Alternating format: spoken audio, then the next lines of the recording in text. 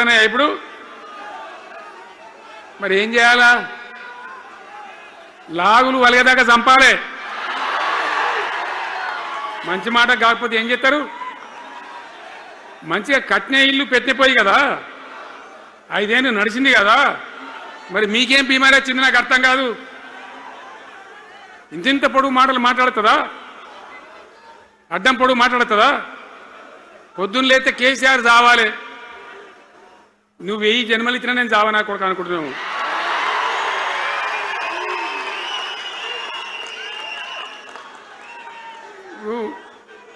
ఉట్టి మీద దాచిపెట్టిరు, మన ఇళ్ళలో దాతారు కదా, ఏది ఉట్టి ఉట్టి అని ఉంటుంది. ఇప్పుడు మీకు తెలుసో లేదో కానీ ఇప్పుడు ఈ మధ్యలో ఫ్రిడ్జ్లు మోపింది, మునుపు ఉట్టి అనేది ఉంటుండే.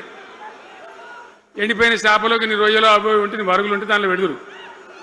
పిల్లికి అందదా ఉట్టి, కింద కూసుకొని శాపం పెడతా ఉంటుంది, తెగాలే పడాలి తెగాలే పడాలి. పిల్లి శాపానికి ఉట్టి తెగుతుందా? మరి ఈ విధవలు కేసీఆర్ చావాలంటే కేసీఆర్ దత్తడా? మీ దీవెన మీ ఆశీర్వచనం ఉంటే జీవన్ రెడ్డి గారు అన్నాడు, నాకు 75 ఏళ్ళు వచ్చినాయి. జీవనా నేను చెప్తున్నా, నాకు కూడా 72 వచ్చినాయి. నీ వెనకనే నేను కూడా